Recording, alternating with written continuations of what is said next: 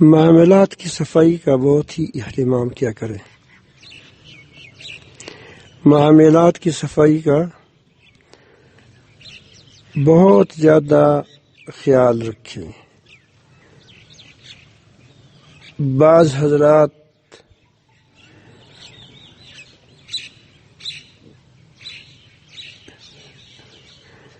بڑے بڑے کام کرتے ہیں، بہت اچھا ہے.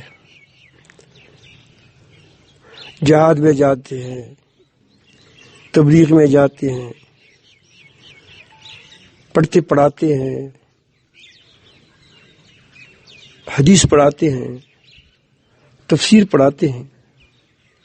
یہ بہت بڑے کام ہے، دین کے کام ہے. لیکن اس پڑھنے پڑھانے اور اس دینی کاموں کے اندر اگر معاملات کی صفائی نہ ہو تو وہ اللہ تعالی جل جلالہ کے نزدیک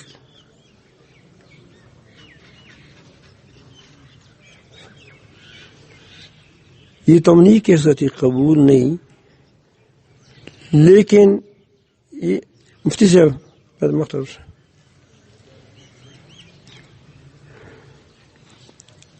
لیکن اس سے معلوم ہوتا ہے کہ اور یہ اس بات کی علامت ہے کہ اس کا جو عبادات ہے دوسری جو اس کی دینی مشاغل ہیں اس کا رخ بھی دین کی طرف نہیں ہے دینی اعمال دینی اعمال، لیکن ان کا رخ دین کی طرف نہیں ہے.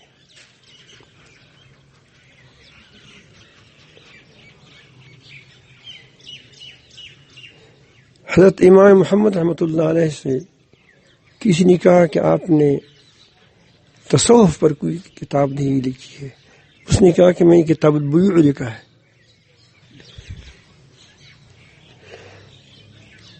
تصوف میں یہ آپ کو اس بات پر لائے گا کہ اپنے معاملات کو صاف سے صاف رکھو. جو جتنا معاملات کا صاف ہوگا اتنا وہ بڑا صوفی ہے. لیکن آپ دیکھتے ہیں اس کی ہمارے ہاں یہ اس کا رواج ہی نہیں ہے. ہمارا خیال ہوتا ہے کہ بس جو اچھی تقریر کریں، اچھی بات کہیں، اچھی بات تو اچھی ہوتی ہے لیکن اچھے عمل کے مقابلے تو نہیں کر سکتی.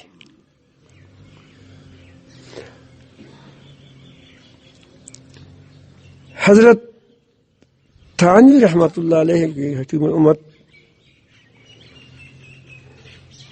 بڑے نفسیات کے ماہر تھے. صوفی ہوتے ہیں نفسیات کا ماہر، بڑے زور بھی دیتے تھے. اگر کسی میں تھوڑی سی کمزوری دیکھتے تھے تو اس کی اصلاح بھی فرماتے تھے. اور اصلاح میں وہ اس بات کی فکر نہیں کرتا کہ بڑا آدمی کہ میں اصلاح اس طریقے سے کروں، میں اس کو ڈانٹوں یا کچھ کروں تو پھر ہم سے بھاگ جائے گا. تو اس سے کیا کام تھا، وہ تو بڑے کے لیے کام کرتا تھا، اللہ کے لیے. تو ایک اس کے مرید اس کے پاس آ گیا، خلیفہ تھا، اس کا اجازت دی تھی. وہ لوگوں کو ذکر اذکار سکھاتے تھے، وہ لوگوں کی اصلاح کرتے تھے. اس کے ساتھ ایک بیٹا تھا، وہ 13 سال کا تھا، نہیں وہ 15 سال کا تھا. 15 سال کا تھا لیکن اس عمر میں تھا جس میں ٹکٹ پورا لیا جاتا ہے. بعض علاقوں میں، بعض ملکوں میں چھٹی بچوں کے ٹکٹ آدھا ہوتا ہے، جہازوں میں بھی ایسا کچھ آدھا ہوتا ہے. کہ کوئی خاص عمر ہوتی ہے، اس عمر سے پہلے کوئی سفر کرتا ہے تو اس کی ٹکٹ آدھا ہوتا ہے. تو خیر خیریت پوچھنے کے بعد حضرت نے فرمایا کہ اس بچے کا ٹکٹ پورا دیا ہے یا آدھا دیا ہے. وہ بچہ لگتا چھوٹا تھا. تو انہوں نے کہا کہ میں، وہ بھی صاف آدمی تھا، یہ نہیں کہ کوئی کمزور آدمی تھا، مضبوط آدمی تھا، لیکن خیال نہیں تھا اس طرف. تو انہوں نے کہا کہ حضرت یہ تو عمر تو اس کا 13 سال ہے یا 12 سال ہے، نہیں وہ 14 سال ہے یا جتنا عمر وہ ٹکٹ پورا ہوتا ہے، لیکن یہ چھوٹا لگا، اس نے ٹکٹ آدھا دیا ہم سے. تو اس نے کہا کہ تم اس کو کیوں نہیں بتایا کہ اس کی عمر 15 سال ہے؟ اس کی خلافت وہاں منسوخ کر دی.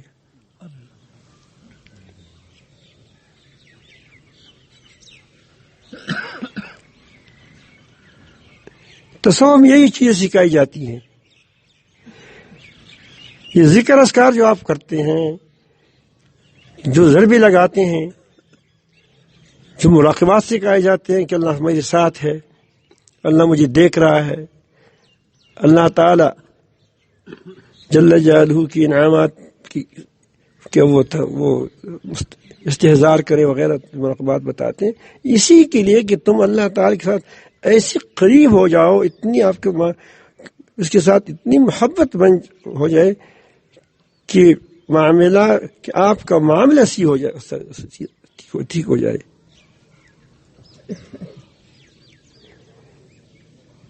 ایک آدمی میرے پاس آئے، وہ بھی میرا دوست تھا، ہے بھی ہے، اور وہ جس پیر تھا وہ بھی میرا دوست تھا.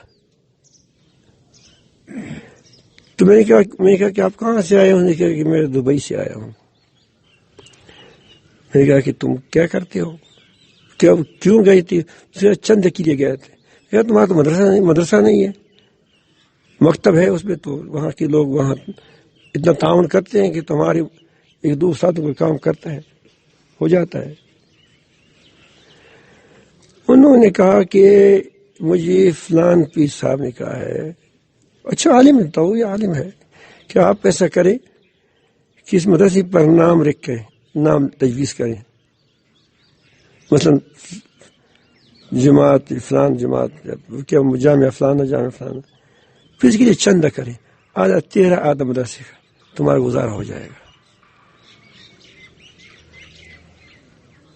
اب مدرسہ نیک کام ہے، تدریس نیک کام ہے، مدرسے کے لیے چندہ بھی کوئی گناہ نہیں ہے کہ کوئی کر لے، لیکن اس میں یہ دندیا کرنا یہ تصوف نہیں ہے، تو ایک عام مسلمان بھی نہیں کر سکتا. تو بعض لوگ صوفیاء کی یا خانقاہوں والوں کی معاملات کو دیکھ کر، یا تبلیغ والی کی معاملات کو دیکھ کر، یا مجاہدین کی معاملات کو دیکھ کر، یا علماء یا دوسری لوگوں کی معاملات کو دیکھ کر، کیا اس معاملات میں بہت کوٹا ہے، تو وہ دین سے متنفر ہوتا ہے. اور یہ گویا ہم خود اللہ تعالی کی راستے سے لوگوں کو روک رہے ہیں. یہود ایسے نہیں کہتے تھے کہ کسی کو کہتے کہ تورات مت مانو، تورات پر مت چلو، وہ تو کتاب تھی اس کی، مانتے تھے، بھی مانتے ہیں، یعنی وہ جو اس کے پاس ہے، لیکن وہ ایسے اعمال کرتے تھے کہ خود لوگ تو اس وقت کی جو تورات پر عمل ہونا تھا، وہ لوگ تورات سے متنفر ہو جاتے تھے. لما تصدون، اس کا بہت خیال رکھیں. نبی کریم صلی اللہ علیہ وسلم اس باب میں صحابہ کرام کی بہت بڑی تربیت کی تھی. ہم تربیت اس کو کہتے ہیں کہ کتنا آدمی کیا وہ اتنا بار لاکھوں بار درود شریف ہے، مبارک ہے، ایک بار درود شریف پڑھو گے اللہ پاک آپ پر 10 رحمتیں بھیجے گا، نازل فرمائے گا، 10 نیکیاں لکھے گا. بہت آپ سنتے رہتے ہیں. لیکن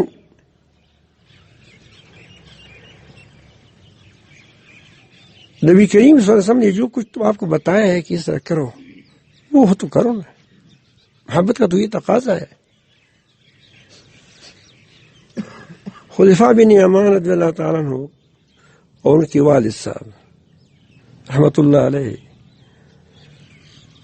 یہ بدر کی لڑائی تو شروع نہیں تھی لیکن ہونے والا تھا. یہ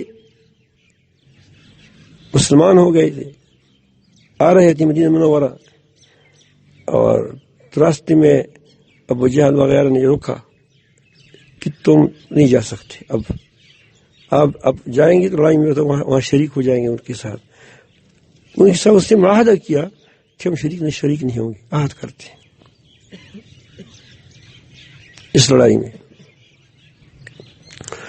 وہ والد اور وہ باپ، وہ بیٹا، دونوں خلفاء بن یمان اور خلفاء دونوں جب پہنچ گئے تو جنگ چھڑ گئی تھی.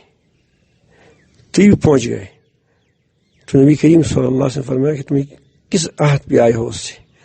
تو اس نے وہی عہد بتایا. اس نے کہا کہ آپ شامل نہ ہو.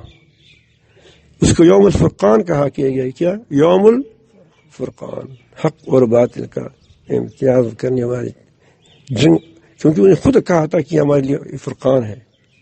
کفار نے کہا تھا کہ کون جیتے گا. بڑی غرور میں آئے تھے. اور پھر بدری صاحب کا ہونا یہ خود ایک بہت بڑی فضیلت کی بات تھی. ان سارے فضیلت کی فضائل کے باوجود نبی کریم صلی اللہ علیہ وسلم ان کو اجازت نہیں تھی. یہ معاملہ ہے. کیا ہے یہ معاملہ ہے؟ حضرت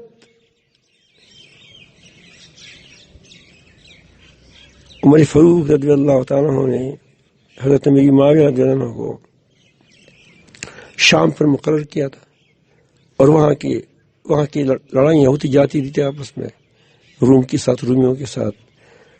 درمیان میں ایک معاہدہ ہوا کہ فلان وقت تک لڑائی نہیں کریں گے. لڑائی میں ہوتا ہے اس طرح، 1 سال جنگ نہیں کریں گے، 2 سال جنگ نہیں کریں گے، 10 سال جنگ نہیں کریں گے. یہ معاہدہ ہوا کہ اس وقت تک جنگ نہیں کریں گے. تو حضرت معاویہ رضی اللہ تعالیٰ عنہ نے اس دوران آہستہ آہستہ فوجوں کو سرحد پر لگا دیا تاکہ جب بھی مہلت ختم ہو جائے تو فوراً اٹیک کرے. اور یہی ہوا کہ جو ہی وقت ختم ہوا انہوں نے فوراً اٹیک کیا، حملہ کر دیا. صحابہ کرام تو ویسے بھی شیر تھے. ان کا خیال تھا کہ یہ وارننگ دیں گے کہ ماما ختم ہے، اب تیار ہو جاؤ. تو انہوں نے ضلع کے ضلع فتح کی. 1 ضلع نہیں، 2 ضلع نہیں، 3 4 ضلع، کئی ضلع اس نے فتح کیے. پیچھے سے ایک آدمی بہت تیز گھوڑے پر سوار آ رہا تھا، اور یہ جب قریب آیا تو وہ امیر المومنین نے، وہ امیر معاویہ رضی اللہ عنہ نے پوچھا کہ کوئی پیغام آ رہا ہے؟ صبر کرو، آگے مت جاؤ. تو وہ یہ آواز نے یہ نعرہ لگا رہا تھا، قفو عباد اللہ، قفو عباد اللہ، قفو عباد اللہ، رکو اللہ کے دو بندو، رکو اللہ کے بندو، اللہ کے بندو. جب پہنچ گئے تو یہی آواز زبان پر تھی قفو عباد اللہ. اسلام میں وفا ہے غدر نہیں. اسلام میں وفا ہے، عہد کو پورا کرنا ہے، عاشقی نہیں کرنی ہے. تو نے کیا، تو وقت پورا ہو چکا ہے. اس نے کہا کہ نہیں، یہ آپس میں کسی کے ساتھ تبادلہ بھی ضروری ہوتا ہے کہ آپ کیا بتائیں کہ وقت ہمارا ختم ہوا، وقت ہمارا ختم ہوا. تمہیں تو وقت کے اندر ساتھ کے اندر گھس گئے تھے. تو صحابہ کرام رضوان اللہ اجمعین اور حضرت معاویہ رضی اللہ عنہ نے حکم دیا، سب کے سب وہاں سے ذلے کی ذلے چھوڑ کر اپنی سرحد پر آ گئے، پھر لڑائی شروع کر دی. یہ کیا ہے؟ معاملات کی صفائی ہے. مسلمانوں، معاملات کو صاف رکھو، پھر دیکھو کہ تمہارے ساتھ کیسے اللہ پاک صاف معاملہ کرتا ہے. ہمارے معاملات، ہماری کام جھوٹی ہیں، جھوٹوں کے ساتھ جھوٹا معاملہ کیا جاتا ہے.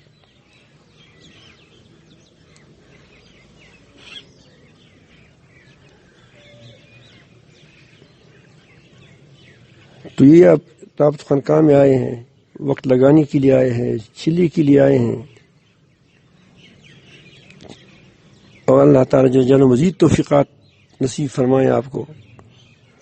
آپ نے یہاں دیکھا ہوگا بس صفائی معاملات پر حقوق آداب کیوں بتاتی ہیں آپ کو.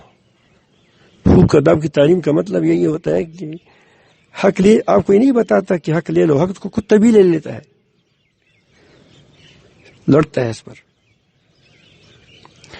یہ حقوق اسی لیے بتائے جاتے ہیں کہ تاکہ وہ حق پورا کرے نہ کرے دوسرا، تم اس کا حق پورا کرو. والدین آپ کا حق نہیں پورا کرتے، تم پورا کرو. ان ظلما ہو وان ظلما ہو وان ظلما ہو. حق کی ادائیگی کے لیے یہ آپ کو پڑھائے جاتے ہیں، پھر آپ کو عقائد سکھائے جاتے ہیں، پھر آپ کو دوسرے عبادات کے جو طریقے ہیں وہ سکھائے جاتے ہیں، اور آپ کو ایمانی صفات سے پڑھایا جاتا ہے.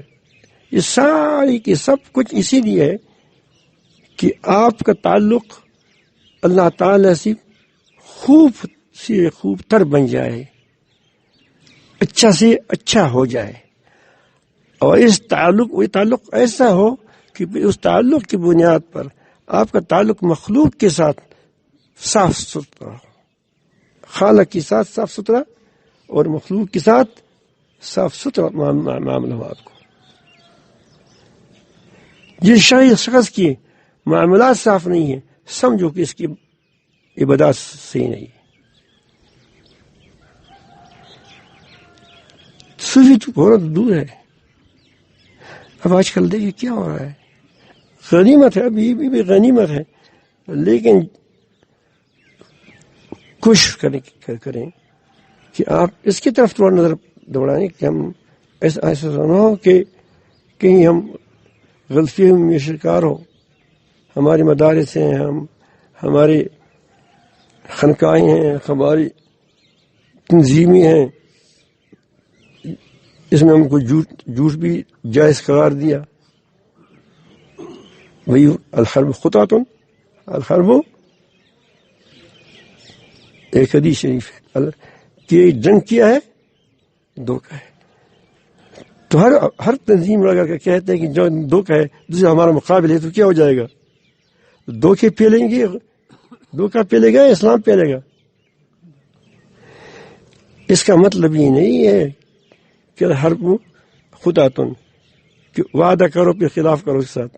آپ نے دیکھ لیا وہ تو ایسا ہوتا ہے کہ بظاہر دشمن سے آدمی بھاگ جائے، ادھر ادھر ہو جائے، وہ تمہارا پیچھے کر لے، اور آپ نے پلاننگ بنائی گئی ہو کہ ایک اور لوگوں کو آگے بٹھایا ہو کہ جب وہ ہمارے درمیان آ جائیں تو اس کو کیا کرو؟ پکڑ لو. وہ تو چال ہے، کڑوکی ہے، جس سے تم شکار والی کڑوکی میں کیا کرتا ہے؟ شکار کو پکڑ لیتے. ویسا نہیں کہ کوئی معاملہ ہوتا ہے، میں معاملے کی بات کر رہا ہوں، سمجھ آئی بات؟ تو آپ دیکھ، قوموں کے ساتھ معاملہ ہو، ساتھیوں کے ساتھ معاملہ ہو، جماعتوں کے ساتھ معاملہ ہو، تو اس کا صاف صاف بات کیا کریں۔ انشاءاللہ اگر آپ نے اس بات کو تھوڑا سا آگے پھیلایا تو آپ خود مزہ پاؤ گے، تمہارے بیٹے کے معاملات صاف ہوں گے بیٹوں کے، پھر وہ جھوٹ نہیں بولیں گے، وہ بے ایمانی نہیں کریں گے، وہ خیانت نہیں کریں گے، کیونکہ اس کا سیکھ کیا ہوگا۔ پھر تمہاری جو جماعت والے ہوتے ہیں وہ بھی اس طرح نہیں کریں گے، وہ بھی صاف ستھرے ہو جائیں گے۔ یا اگر آپ کا کوئی ادارہ ہے، پولیس کا ادارہ ہے، فوج کا ادارہ ہے، وابڈی کا ادارہ ہے، یا کوئی اور یا دینی کوئی ادارہ ہے، وہ ان کے اراکین، ان کے لوگ بھی کیا ہو جائیں گے، ان کی معاملات بھی صاف ہو جائیں گے، ایک امن والا معاشرہ بن جائے گا۔ اللہ پاک ہم سب کو صحیح معنوں میں اللہ تعالیٰ کی بندے بنائیں، ہمیں صحیح معنوں میں اللہ تعالیٰ ہم کو اپنا قرب نصیب فرمائیں، اور اپنے بندوں کے ساتھ معاملات صاف رکھنے کی توفیق عطا فرمائیں۔